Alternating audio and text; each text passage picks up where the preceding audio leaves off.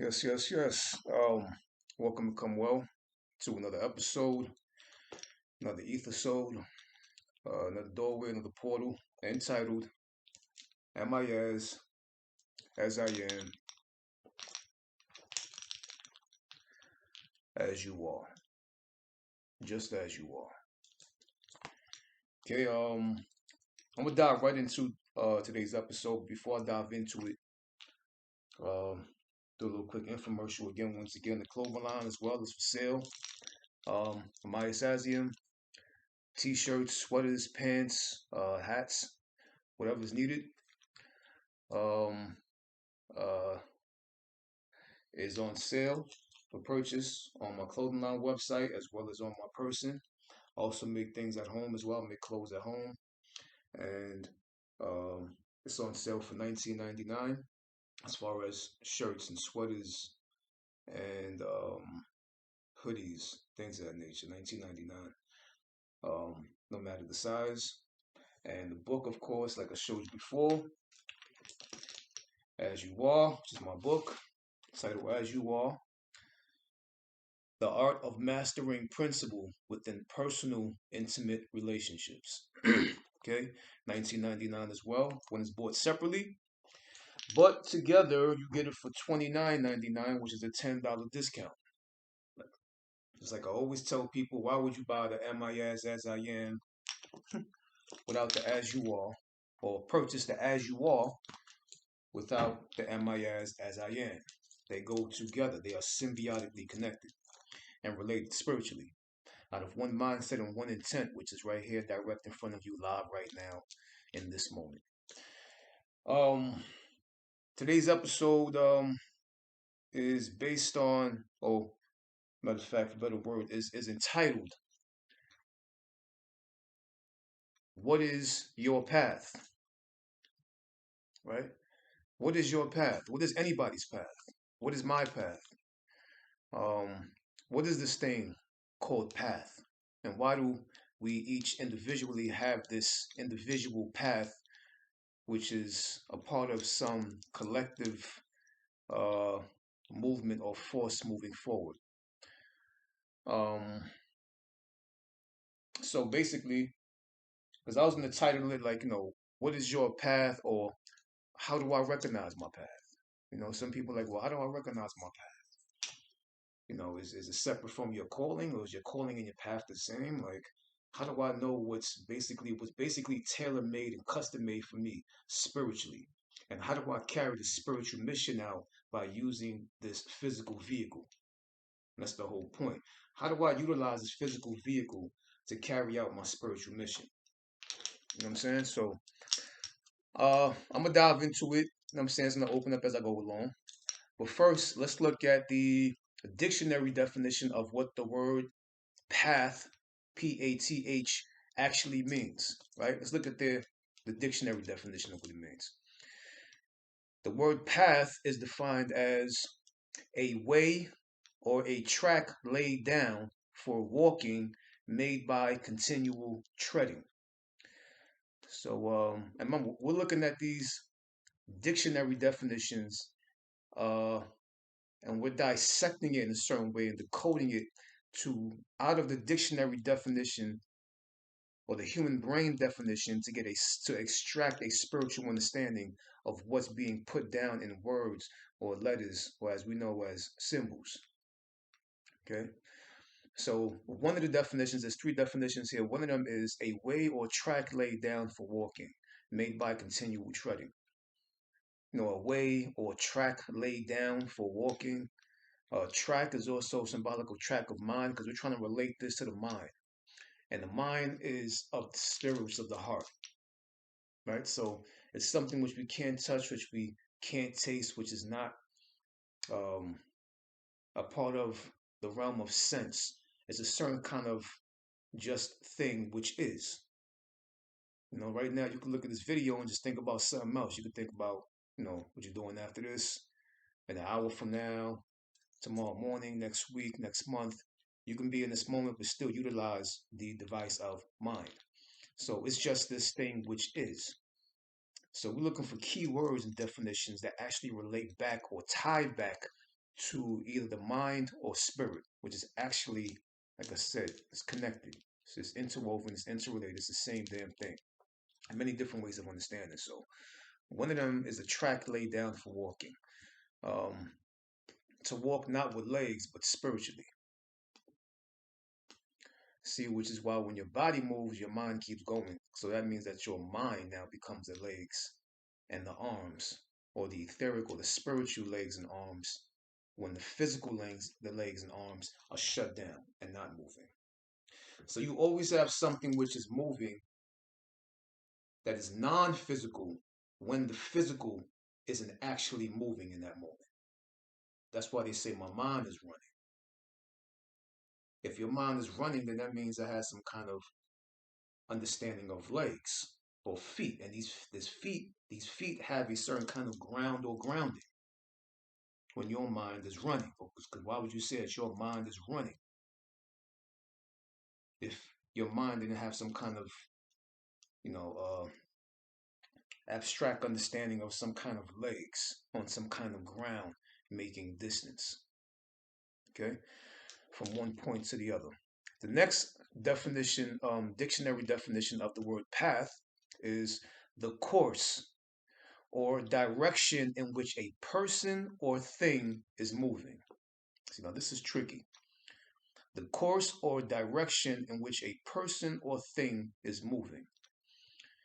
Now let's look at the section of the definition which says a thing which is moving. But what is that thing that is moving? We can call it time, we can call it life, experience as well. It doesn't have to be something physical. It doesn't have to be you physically moving. That's why it says a person or, the key word is or, a thing which is moving. This is what a path means. The dictionary definition of what a path means. So if you're not moving, then some other thing is still moving, which means there is a carving of a way being done for you. Whether you realize it, recognize it, know of it, acknowledge it, or not. Something is constantly moving forward in order for you to move forward along its course or along its path. So basically something is already made for you, just like this body was already made for you. Mommy was already made for you. Daddy was already made for you. This reality was already made for you.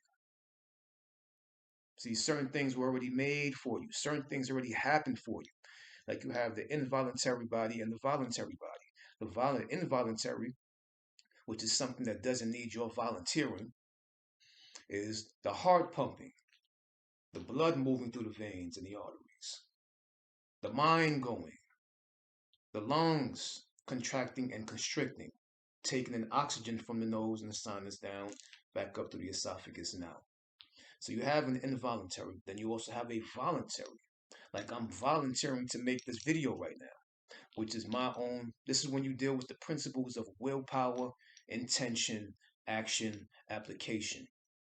So you have different things, okay? So you have a reality which is involuntary, which is the path. And then you have a voluntary function and operation as well, which is what you would call choice or decision. But even choice and decision don't really exist to that degree because you still meet your mark. You still start where you're supposed to start at, and you will always finish where you're supposed to finish at. Just like every path has a beginning of its carving, there's also an ending, but the ending is also the beginning for something else. Okay? And the last dictionary definition is just a course or action of conduct. And conduct is also the word conduit. You are something in the middle in order for something to be. And understand, when I say involuntary, you also created what you think that you didn't create. You created this whole body to appear as. You created involuntary functions parallel to voluntary functions in order for you to carry out some divine mission, your path, your calling. Okay? gets a little more deeper into it as well. Um, Remember, everything, my whole thing is based upon principle. You know, um, that's what my path and my calling is in this very moment. You see, because you're calling from moment to moment, if you were to say that moment had a quantity, was just nothing but the pace of momentum or the seemingly pace of momentum. But let's just say moment to moment to entertain this at the moment. My path or my calling may divert or convert into something differently a year's time from now, or a month's time from now, or a week's time from now, or a day's time from now, or a minute's time from now, or the next second, or the next moment. Things alter dealing with physical activity, nevertheless, you're still on spiritual purpose. Your human activity may switch and divert and convert to different things and transforms and transmutate and transmorph into different ways and different things of doing, different ways of doing. But your different ways of doing always validate your one way of being. Okay? You can't be any other way but to be. You can do many things and be doing other things, but being, there is no other beingness. Okay, so if you were to say doing, we can say it has quantity. Being is a quality. Understand? So the being never changes. The beingness of you never changes, which is why your path never changes, which is why your calling never changes. You just have to be open to it. You have to acknowledge it. Okay? All right, so let's go into the first line of doorway. Okay? First line of doorway is attention, interest, and faith.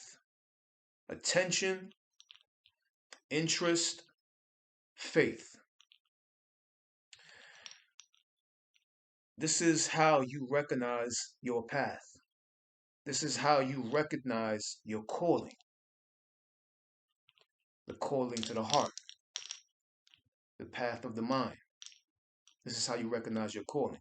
Basically, meaning what catches your attention, what holds your interest, and what do you unknowingly move in faith with. And to move in faith with something is basically you're moving forth with its forthcomingness. You're moving forth with this faith for the forthcoming of the I which resides behind or within the self. Okay, so it's like, damn, I may be a part of this religion, I may be a part of this system or this belief or this spiritual system or this way of knowing or Zen or Buddhism or Christianity or the Hebrew is, the Hebrews or the Muslim or or Zoroastrianism, whatever you want to call it, Pentecostal, whatever, you know, um, Christian, Catholic, whatever you are, whatever you were part of, it's fine. That's a part of your path and that's a part of your calling. It's fine.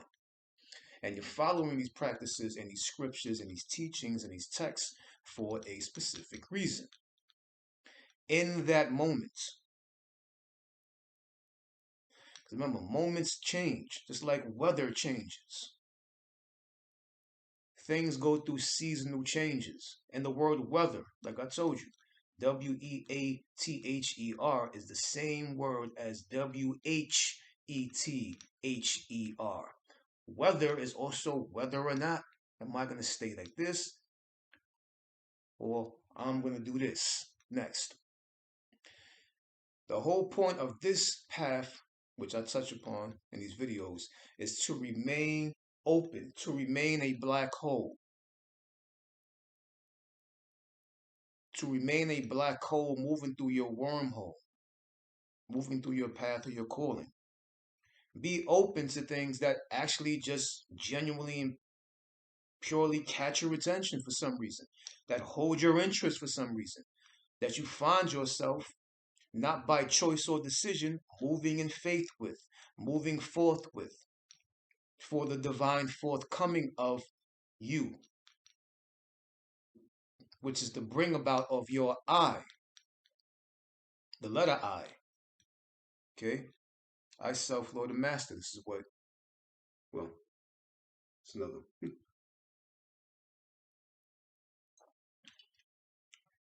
But that's, in case y'all don't know, that's what the word Islam means. Islam, I self Lord and Master. It's very well known. It ain't nothing new I'm giving you. So you are the self, you are the Lord, you are the Master. You have to find out what it is that is pulling me. And attention, interest, and faith, or attention and interest is a certain kind of pulling. Like you may be in the Quran, but you can't help that something in the Bible catches your attention. And then something in the practice of Zen or Buddhism may hold your interest. But for some reason, you find yourself moving in faith with metaphysics. Remember, this reality is chaos and things. Spiritual language is randomnimity. It's random things. It's not in a particular order. And this is a pull and tug reality. You get pulled this way, you get tugged this way, you get pulled this way towards this direction, you get tugged this way towards this direction, you get pushed towards something else, you get pulled from something else, you get redirected towards this, and you redirect into that. And you're going the straight path according to your calling. So your calling, you're going like this, with your calling on your path. But during this calling and path that happens, that you're doing a straight line, or this linear kind of intelligence, you're going straight. But during this, you're going through different transformations and conversions, transmutations, transmorphing into different things to come to meet that point. Along this line that this divine path has created for you with your own unique signature calling. Okay, so whoever you are and whatever you are, don't be shy. Don't even question what catches your attention, what holds your interest, and what you find yourself moving in faith with. Even if you are a part of some society or some religious society or some, spiritual movement, if something else catches your attention, and if that thing that catches your attention somehow, for some reason, holds your interest, and that thing which is holding your interest, you find yourself moving in faith with that, don't deny that, because attention, interest, and faith goes beyond the brain, which means it goes beyond the logical thinking. Logic is like, damn, I shouldn't be doing this. I'm a part of this. Why am I doing this for? And then see, when that happens, then judgment sets in. Oh, damn, I shouldn't be doing this. I'm saying it's not right. I'm going against my people. I'm going against my society. I'm going against my scripture. I'm going against my text. I'm going against my readings. It says don't do this and don't do that, to be this and be here and only be here and only be this. And you start to feel bad. That judgment turns into self-judgment, and emotions start getting up. Then you start bringing the lower realm up. When the lower realm has its purpose, it's like the higher aspect of you has its own purpose. These things, you have to find this balance, which is of the heart, which is why the lower aspect, the root chakra, is also connected to somewhere below the crown chakra, which is the brain. Brain and the sexual organ are kind of interconnected. They are interconnected, which is why you have to find your middle. Where's my middle? My middle is here. This is the heart. This is the mind. This is where the heart resides. This is where the mind resides. This is where spirit resides. Which is why even you look at the chakra system, blue is here. Blue is the spirit. Blue is symbolic of the spirit, which is creativity. But it's also given reference to the green chakra, which is the heart right below it. And the soul, which is in the middle, which is the solar plex, which is the yellow chakra. You see, so this is the crown. 3 crowns, the 3 kings. See? Or the 3 yings, the 3 kings, the 3 yings, the 3 energies, the 3 spinning wheels. This is where you want to find yourself between the green, blue, and yellow. The yellow, blue, and green. Blue, green, yellow, yellow, green, blue. Which is why my clothing line is made in a certain way. That's why I have the blue, the green, and the yellow stripe. It's symbolic of spirit, heart, and soul. Okay? So what the whole thing stands for. Amaya Sazium, Amaya as I am. Most importantly, as you are. Because I am that, and you are this. Okay? This all is interrelated with the path and your calling. To recognize it. How do I recognize it? This is how you recognize this shit. Okay? You want to go outside of the logical mind, the rational mind. Oh, this doesn't make sense. I shouldn't be doing this, especially outside of judgment and the brain, because that's what the brain is for. The left brain and right hemisphere, the left hemisphere of the brain and the right hemisphere of the brain, you have right, wrong, good and bad, pure and evil. And this just, it does nothing but it juggles judgment. That's why judge and juggle is the same, it's interrelated. Remember, these are not words. These are things composed of letters. And these are not letters, letters are symbols. So you have a group of letters or group of symbols, the same symbols in one word, and the same symbols in another word. It means the same damn thing. You have to decode it and decipher it and make the damn divine connection according to principle. There's a certain study as well that's known as language arts. Break the shit down. Okay? So this is why you want to move with something that catches your attention. You don't know why it caught your attention. Your brain didn't say, let's let this hook our attention. No, it just caught your attention. Let's be interested in this. The brain doesn't say that. You just all of a sudden became interested in it. Let's move in faith with this. The brain doesn't say that. All of a sudden you just move in faith with that thing. For some damn reason. Don't question it. Don't doubt it. Don't second guess it. Just move with it. Just move. Go with it. Surrender. Yield. Humble yourself. No judgment. No self-judgment. No self-dialogue or verbal dialogue in your mind of how you're a bad person now because you're doing something other than what you were so used to doing for so many years or so many months or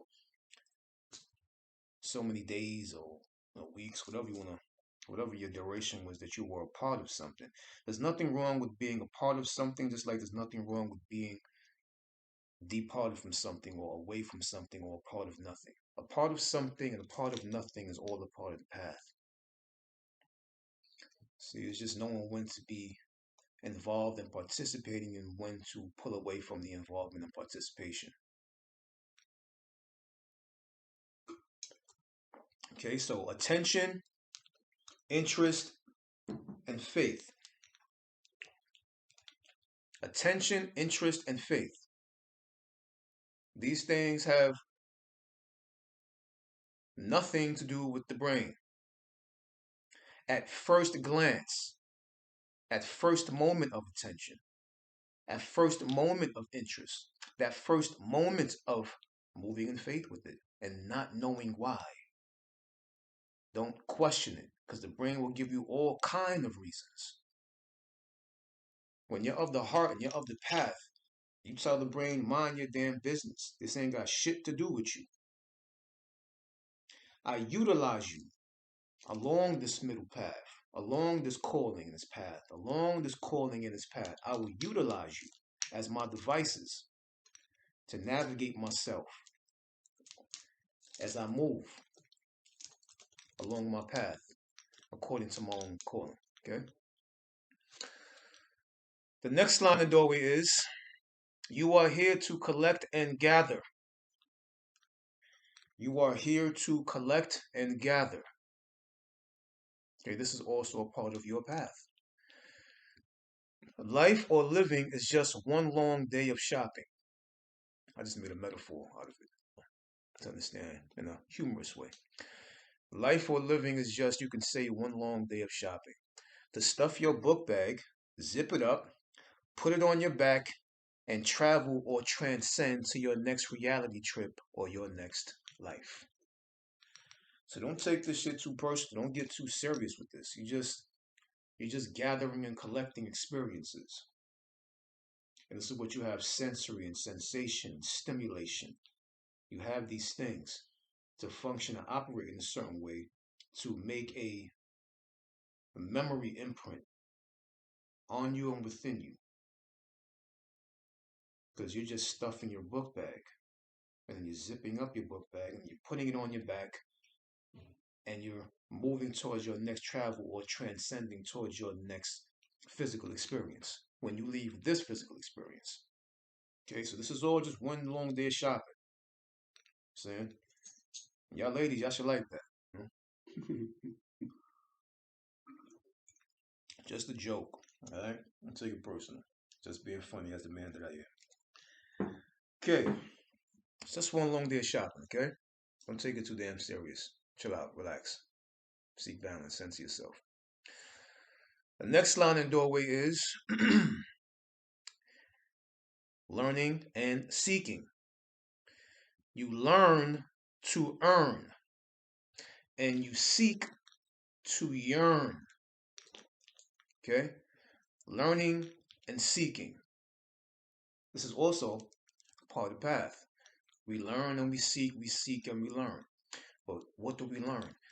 We learn, you learn,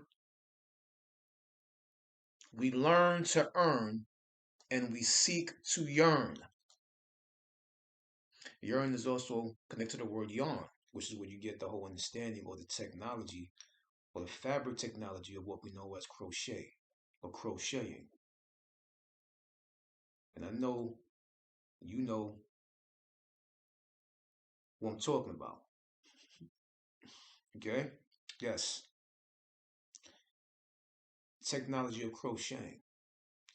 To yearn, seek to yearn, to yarn, to interweave, to become interwoven with this dynamic quantum reality that we currently exist in this moment. Okay?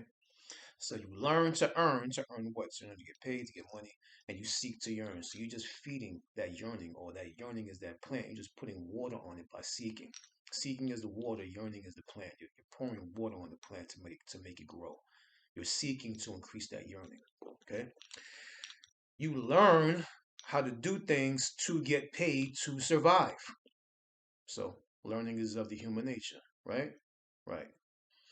So you learn how to do things to get paid to survive.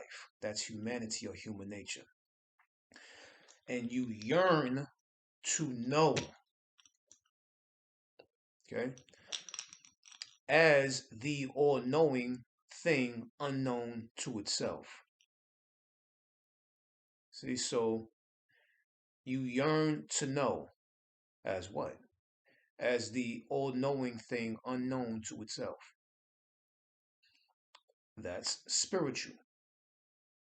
See the difference between learning, yearning, learning? It's a difference. To yearn is to go towards. To yearn is to go towards a kind of pulling effect within faith on an unknown destination towards an immediate location. Understand what I just said? It's pulling you towards an unknown destination, which is leading right back to an immediate location. Because if there's no such thing as time, how the hell can there be distance? It makes it seem as if there's a distance. That's the illusion. There's a distance to get to reach to. But even when you reach there, that destination, where are you? Are you at that destination? Yeah. So it means that you are basically the location and you've always been local. So even when you reach a destination, you say it's the destination, right? That's the destination. I met my destination. I'm at the location of my divine destination. Okay, cool. Who's there? Me. And where have you always been? Now, local. So you are the local thing that met its location at this destination. See, there's a thin line between the understanding of destination, location, and being local.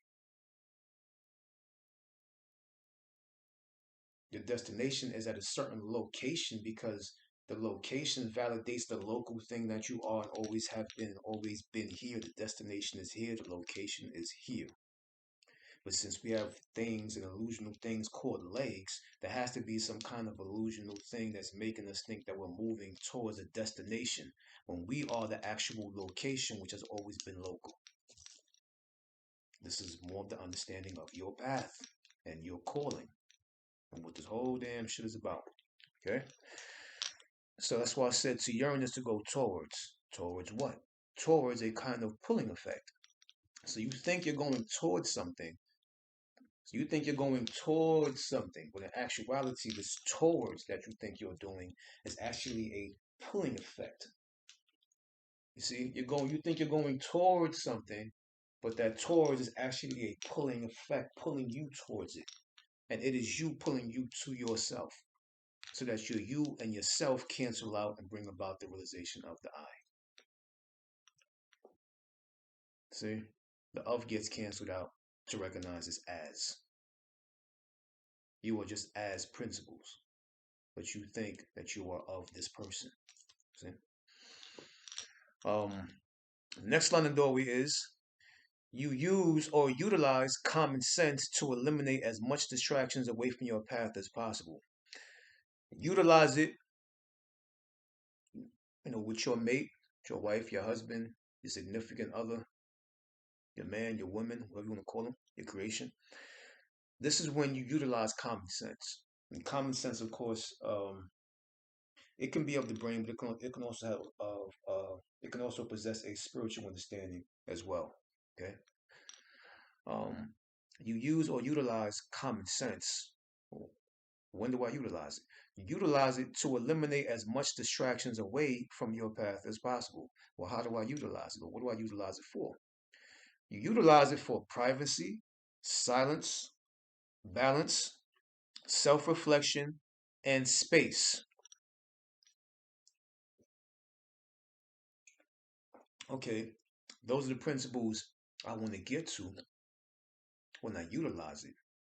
But when do I know when to utilize common sense? And common sense eliminates what? I utilize common sense for what?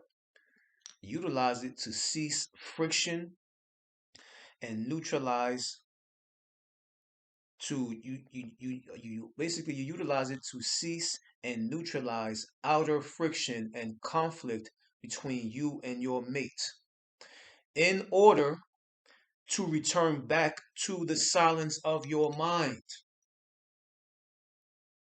So common sense. I have a video on common sense. Uh, what was it called? Something common sense and communication. I forgot. It's one of these recent videos I did. Um, so yeah, common sense is if she's yelling, I'm not gonna feed the fire and yell back. If she calls me a name, I'm not gonna feed the fire and call her a name. I'm not gonna be the gasoline. I'm gonna be the water. So I just say, okay, no problem. You're not feeding the ego. The ego is saying, call me a name, scream back at me, yell at me, do something. Let's keep this fire going. Let's keep this friction going. Let's create some potential conflict right now. And you're saying, nah, I'm good. And when you do that, you actually turn into a mirror and they see their self. And when they see their self and they see the ugliness, sometimes they can learn a lesson from it, or it can get even worse, depending on the person's personality, character, behavior, control, and discipline of self that they actually possess, which is not your responsibility. But you're not feeding it. That's common sense. If she's yelling or he's yelling, I'm not going to yell back at him. If she's screaming or he's screaming, I'm not going to scream back at him. If she calls me a name or he calls me a name, I'm not going to do the service of calling him a name either. That's common sense. And you're doing it to neutralize the situation, to return back to the silence of your mind, to be back in alignment with your path in silence, back in alignment with your path, to be able to hear your calling. Okay, you can only hear your calling if you're in silence. Think about that, and stillness as well. Um,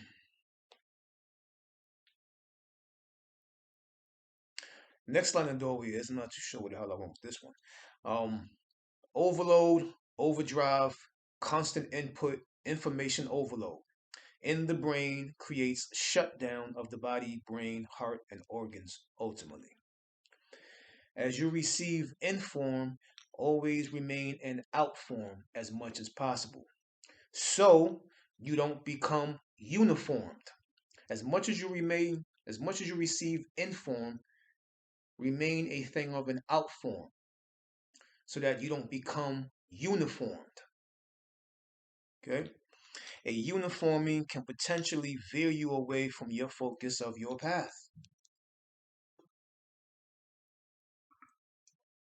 Like this body is a uniform, or it's the product or the result of a uniforming between the non physical and the physical, which is why this body possesses both polarities of the physical and the non physical. But since you already have this, there's no need to do any extra uniforming. There's no need to unite forms anymore. You see, or to hold a union of forming. It's time to come out of this form. See, but the more you receive inform, which is information, the more you become in a form. And the more you become in a form, the more you become uniformed. But the whole point of this path is to shed the uniform,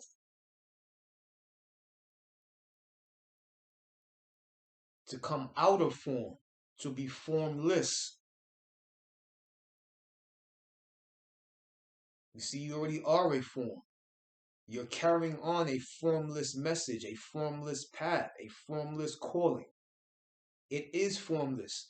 So, in order to basically transact with it, interact with it, you have to become the formless thing as the appeared formed thing. Which is why I say you utilize these devices. These are devices: hands, arms, legs, body, head, brain, sexual organ. You utilize these devices, this crisscrossing of everything, to carry out this, to carry out this, to carry out this. You don't become subject and victim to these things. You don't become, objective, pardon me. You don't become objective to these things. Remain a subject, not the object. Be subjective, not objective. Okay? Everything of the spiritual nature is subjective. It's not an object. The object is just used to induce and conduct certain type of feelings, emotions, thoughts, memory, things of that nature. And it is a part of the path, but according to this understanding, you do not become lost in that. But sometimes it's needed sometimes to become lost in it, because even becoming lost activates the aspect of becoming found. But what I'm spewing at this moment, what I'm speaking at this moment, is to remain on course. Okay? Remain on course. Okay? On this course. Next line in doorway is something to ask yourself, to have an intervention within yourself in some form, in some way. How many body distractions, brain distractions, and genetic distractions have you created for yourself? One more time. How many bodily distractions, brain distractions, and genetic distractions, pardon me, have you created for yourself on your path? Because this ultimately determines how clear the signal comes in, or how clear a signal is to receive a calling and to be a clear screen rather than a screen full of static. Because you have to have a clear signal. But depending upon your body distractions, brain distractions, and genetic distractions that you have created for yourself or find yourself within, will determine how clear the signal is, and how clear the signal is, the divine signal that's going on within you, within yourselves, will determine um, how challenging the call will be to go through for you to receive it on your path. Now, what do I mean by body, brain, and genetic distractions, right? Well, what do you mean by that? What do you mean? What body distractions I've made? What brain distractions I've created? What genetic distractions, the distractions I've made for myself or found myself within? What do you mean by this? Break it down. Bodily distractions is ill health, imbalance, pain, discomforts, just to name a few. These are bodily distractions. Try to meditate when you have diarrhea. Try to be still when you have a migraine or a headache or something, or you have ill balance or ill health or an imbalance or any pain. Try to sit with your knees tucked and your arms around, well, not even your knees. It's not even a position. But just try to sit in some kind of comfortable position when you have some kind of form of what we know as arthritis or whatever they want to call this, these damn names, which is nothing but energy stagnations or stagnated energy or consolidated energy in certain parts of the body that you have to go in and neutralize, which can be neutralized any moment that you feel. Um, so these are body distractions. Body distractions are what you know as ill health, imbalance, pain, discomfort. These four things can irritate and it can interrupt or interfere with your stillness, your silence, and your breathing. Because it's constantly making you move out of that position into another position. I can't sit like this, I gotta sit like this. Oh, my back hurts. Oh man. Oh, my knees. I gotta keep doing this and just, work my leg out because I can't really. I'm trying to do this. I'm trying to be still. You know, oh, there's arthritis in my shoulder. And see, these are interferences and interruptions and distractions in one's body. So these are body distractions. You have to keep in mind of these. How many body, brain, and genetic distractions have I created before so I can receive a clear calling on this path which I am on? My path that's uniquely custom made and tailor made just for me so that my me can identify my I. Okay, so these are body distractions: ill health, imbalance, pain, and discomfort. What are the brain distractions? The brain distractions are constant confusion, headaches, migraines, dizziness, lightheadedness. Constant confusion, always being confused. Should I do this? Should I do that? Should I do that? Should I do this? I'm not too sure. I got all this shit going on. I gotta just, they're constantly in confusion, constantly confused about things, which is choice and decision, decision and choice, a schism between choice and decision, the brain, the left brain and right brain hemisphere, once again, the damn brain. Constant confusion, headaches, migraines, dizziness or dizzy spells, they call it dizzy spells, and lightheadedness. These five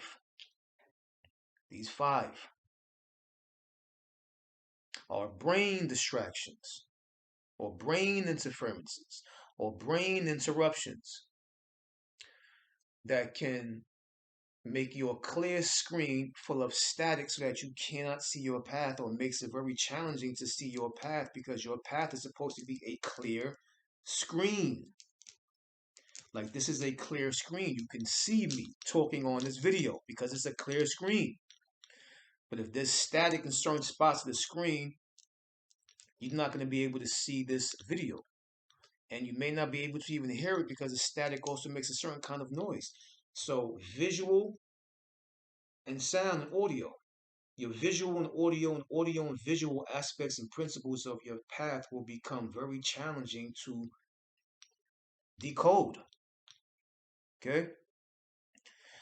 So we got body distractions, brain distractions. Well, what are genetic distractions? Okay, well, genetic distractions are what we know as offspring, infants, babies. It can be a distraction. It can be an interference. It can be an interruption. It's not a guaranteed and a definite, depending upon how you move around them and how you know, have them move around you and how you are moving through life with your husband or your wife or your family, depending.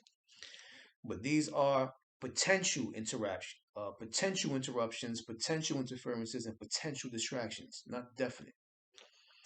Offspring, babies crying or screaming in need, seeking your constant attention, focus, love, care, and time. See? Because they're seeking your constant focus, your constant love, your constant care, your constant time. Always on them. And that's what we all did. I've done it. You've done it. We all done this. Because that's just what a baby is. Gimme, gimme, gimme, I want, I want, I want. Gimme, gimme, gimme, I want, I want, I want. So this is just natural, progressive stages of life. But these are your body, brain, and genetic distractions. So just to keep in mind of this list, how many possible distractions, how many possible body, brain, and genetic distractions I've created I've created within my life at this very moment in order to identify and recognize my path, which is my true calling in this moment, in this life right now.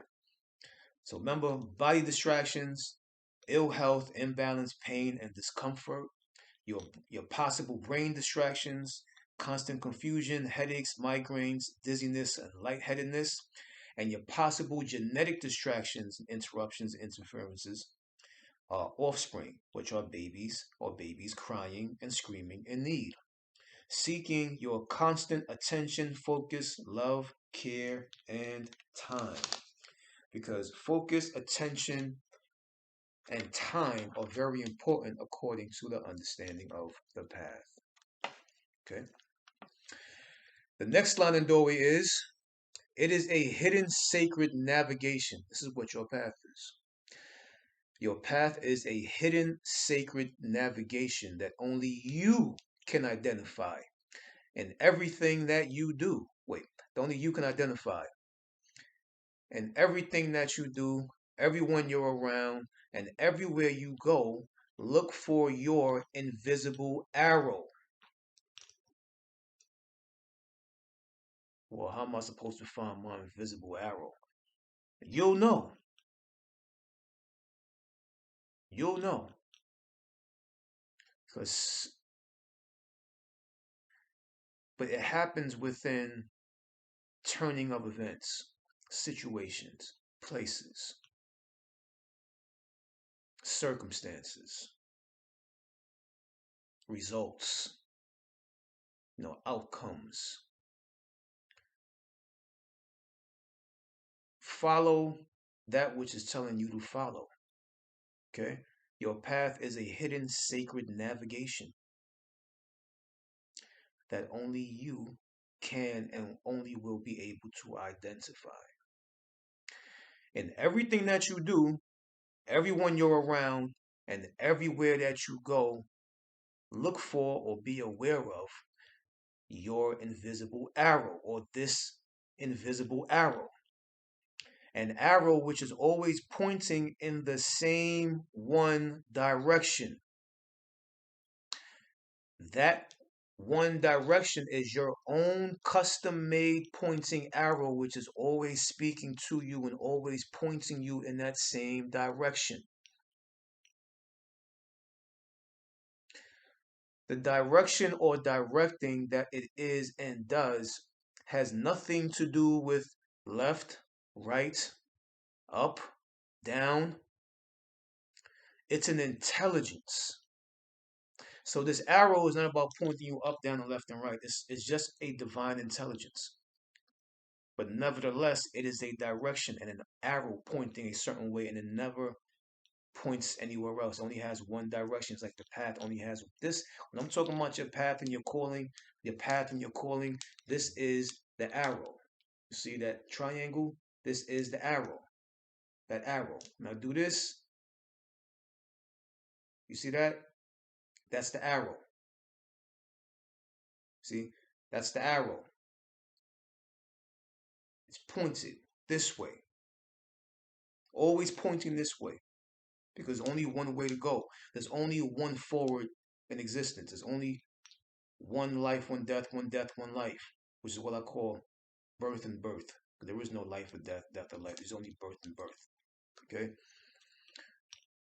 So the direction or directing that it is and that it does has absolutely nothing to do with what we know as left, right, up, and down.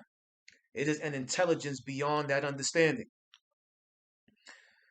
It is a silent and invisible knowing intelligence that has nothing to do with the purpose and creation of a compass, which is known as east, west, north, and south.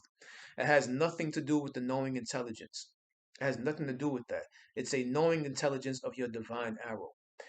This is your true GPS.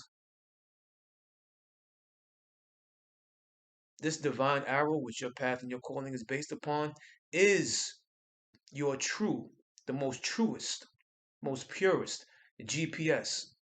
This is your spiritual GPS. Okay? Per se. Your GPS is your knowing, supported or accompanied by its unknowing. And that unknowing is the internal hidden language of your divine arrow. Okay? I know it's a little mouthful, it's a handful, but hold it down. Take it in. It's going to make sense. It's going to find ground within you. Okay? And this is what is known as what is your path? What is my path? How do I recognize my path? I'm giving you certain points of possible recognition and certain things to keep in mind and heart. Kimah, Kimah, which is once again things that I've pertained to and wrote in my book as well. It's called Kimah, Kimah, which is keep in mind and heart, and certain things, certain practices to keep in mind and heart as you take these practices along with you and your mate in your relationship. But you keep these things in mind and heart as you travel along your path, as you are deciphering and decoding your damn divine purpose here. You know, your calling, to receive your calling in a clear signal, static free. Okay. The next line of Dory is the more you find yourself not knowing why you're doing what it is that you're doing, the more it is outside of the brain and reasoning radar, which is what I touched upon before. Which means what? Which means the more it is spiritual. Remember, ritual. What is your ritual? This is your ritual. This is the science.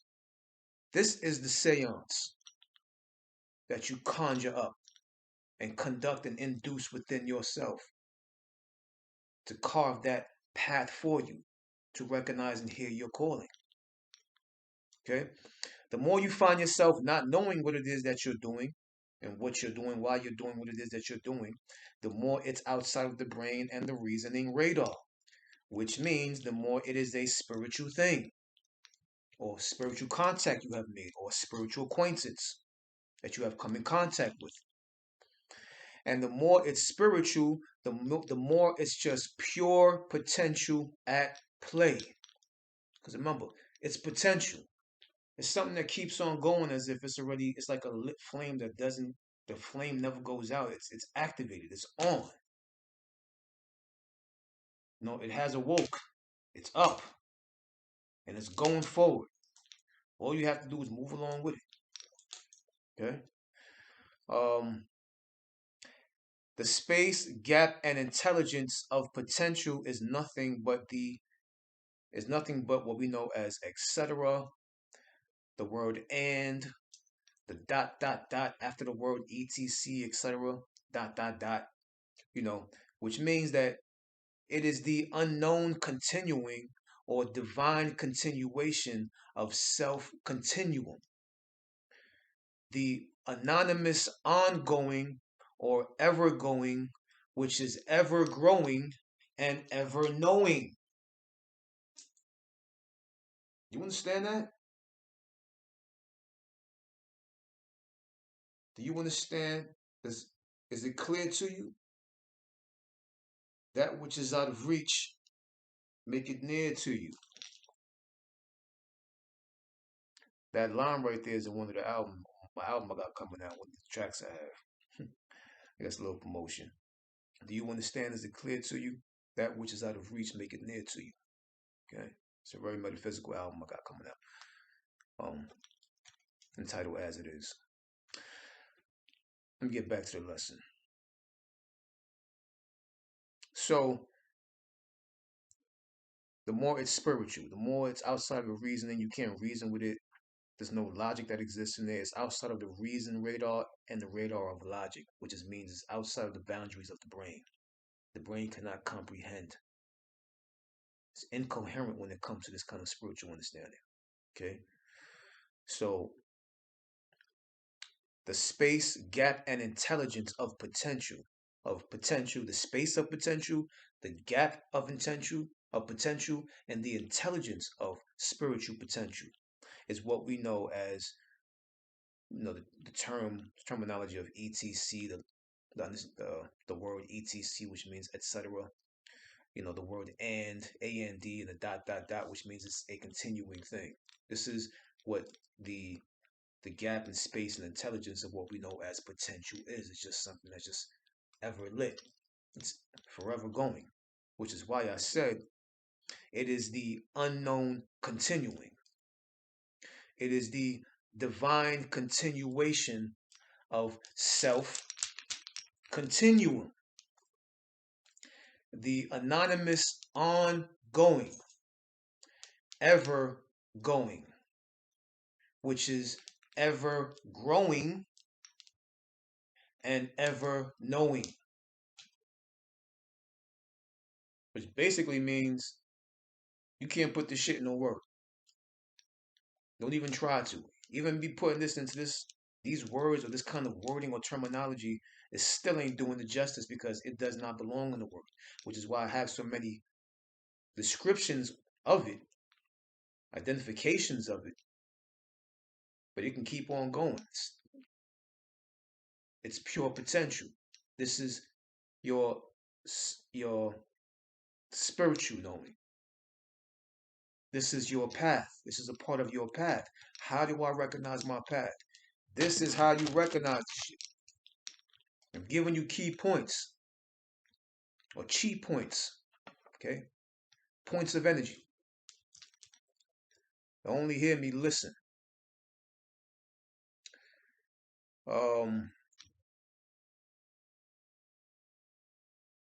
Okay. Hold on 1 second. I will be right back. I'm gonna let these guys keep you company for 1 second. Be right back. Black.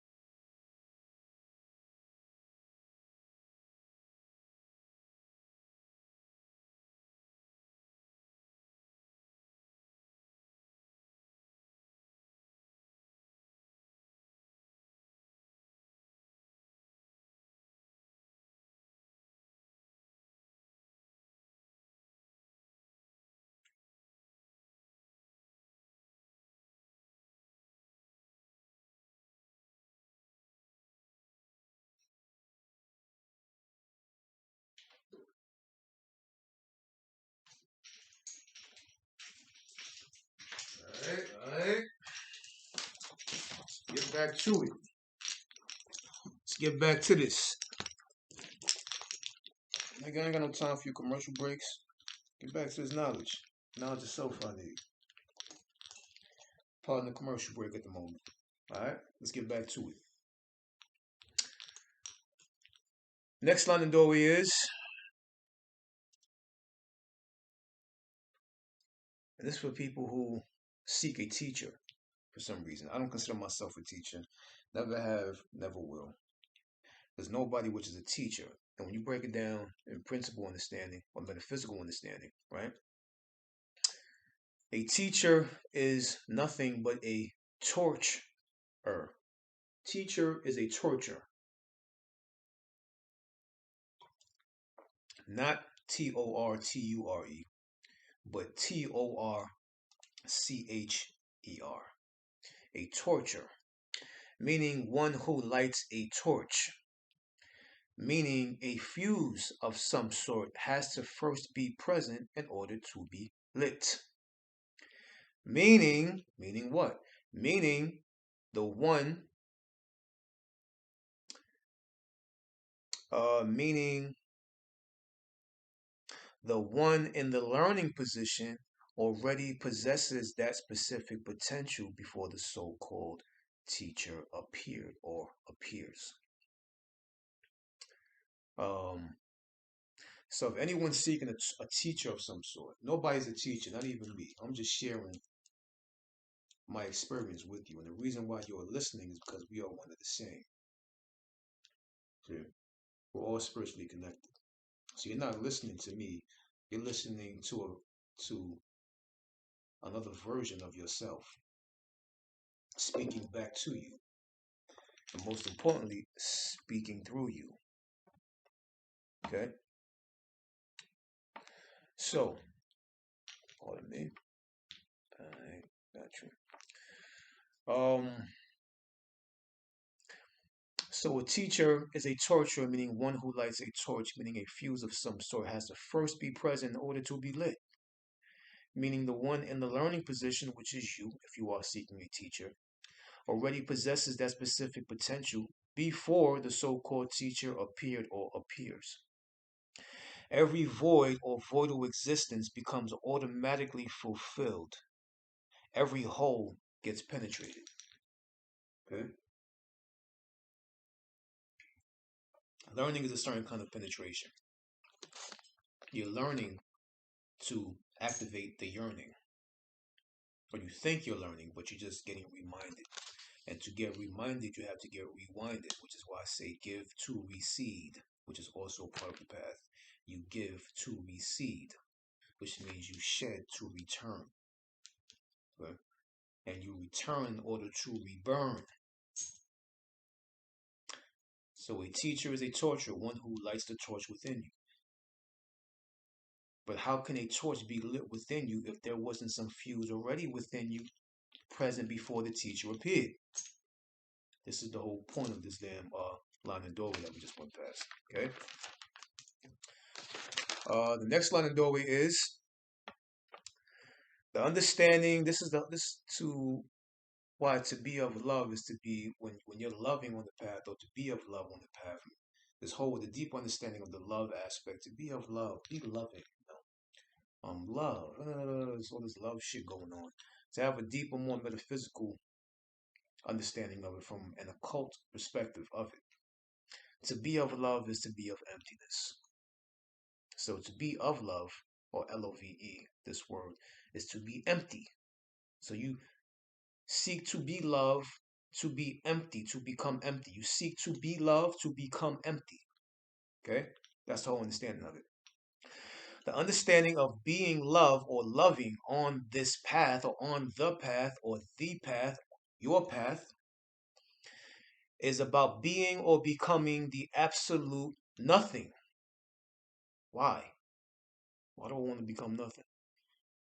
So that you may feel light or empty. Why do I want to feel light or empty? To be in full receptivity with least distractions as possible. So this is the whole empty, being light, being nothing, and you're doing this to be fully receptive, to be in the presence and in the principle of full receptivity, to be in reception mode, which is why some of your great ideas come when you finish taking the shit, or even while you're on the toilet taking the shit, or you just finish taking the piss, or you just finish fasting. See what I'm saying? You're letting go, and as you let go, something else comes in. Every void will be fulfilled, every hole will be penetrated, which is why the phenomenon of sex exists. A penetration of holes brings about the third crown, which is the first child. Chai old. Chai is chi, energy. Hmm?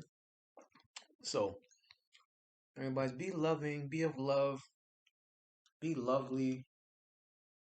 That's all this shit really means. It means that in result to be empty, to be nothing, to be light. To be nothing, empty, and light is to be in full receptivity, to fully receive. You get the illest shit in your mind and write down something when you want to toilet. Or after you just finish coming out the shower and washing off some energy, some new energy. You wash the old energy off, some new energy comes upon you. And you get the greatest ideas and make the illest inventions. See, so a washing off is, it's a washing of in a certain way. It washes you back to a new standpoint, a new place of your perception. So feel like the empty is to be in full receptivity with least distractions as possible. To uncrowd your view or your viewing, so that you may recognize your pathway when it becomes visible to you. I'm sure that makes sense. To be of love is to be of everything and nothing at the same damn time. It is the intelligence of your invisibility. To involve in order to suspend. To be a part of in order to remain apart from. To be in a naive like state of awareness and bliss. To physically drift in order to activate a spiritual shift. Which is why I say, don't discriminate what directions your path may redirect you on, or convert you into, or transform you into along your path.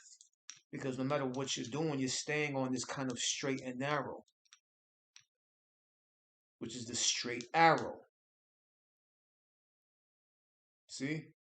Straight and narrow is the straight arrow, but it has nothing to do with morals. It has nothing to do with mortal and moral. It is something of an immortal aspect, an immortal perception. It deals with immortality, not mortality. Okay? Um, so to be in a it's to be loving is to be in a naive like state of awareness and bliss, which means to physically drift. Find this drift that you're on. You're just drifting. You're just hovering. But you got legs, you're walking, but even you're walking, you just feel like you're just hovering and you're just drifting.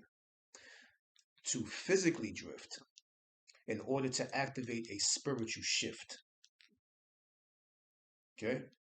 I'm sure there's times that you were walking and you're just looking around. Or practice walking down the block and just looking around, never looking down at the ground, and just looking up at everything as if you told your legs, just walk. Don't look at your legs, don't look at your feet, don't look at the ground. Just move. And just be the upper body. Pay attention to the upper body and let the feet just do the walking and the legs do the walking for you. You're going to feel like a ghost just hovering, just drifting. And I learned this in basketball too. Basketball practice, my father, um, he taught me, one of the things he taught me was, when you're dribbling and you're learning how to dribble, He says, don't stop looking down. Because I used to look down. I was dribbling the ball, playing basketball. I used to play basketball back in my day. A big sports person at one time. Went to basketball camps and all that. Was the greatest championships, whole bunch of stuff. That's an old uh my my past catalogs and my past avatars in this life. And he said, stop looking down. Stop looking down. Every time you look down, you can't see your opponent. And they can steal the ball away from you. They can do this, they can do that. Always keep looking forward. Don't look down. Learn how to dribble without looking down. Do tricks, do whatever you're going to do, but stop looking down. Look forward. Constantly look forward. Stop looking down at the ball, down at the ground. Just look forward and learn how to dribble. And I'm saying with that, how am I supposed to understand that? How am I supposed to utilize what you're telling me? But how am I going to see the ball on the ground and how I'm dribbling? He said, make your fingers your new eyes. And this is what I was taught between the ages of 10 and 13. He said, turn your fingers into eyes, into 10 eyes, and stop using these 2 eyes to look down. Keep these 2 eyes forward and keep these 10 eyes down so they can see everything. So what he was basically telling me was to come in touch with my sense. Trust my sense. Have faith in my sense. And have faith in what I know, what I'm doing. Because I know what I was doing. Which is why, got so many accolades and accomplishments for that when I was in the sports arena. Next line in doorway is any path, and every path is all about self-reflection. Once again, we're resorting back to the self-reflection aspect or the self-reflective understanding. Any path and every path is all about self-reflection. In order to self-reflect, you must first have to realize the other reality that you are. Why? In order to be it and then glance back upon the previous image you thought that you once were.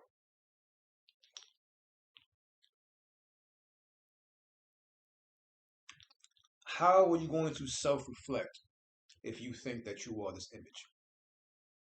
What other thing are you going to be that thing and look back upon this thing? What other side are you? Or what other spectrum of understanding are you? What other spiritual aspect do you have? Do you know? Do you acknowledge? Do you give attention to? That you truly are to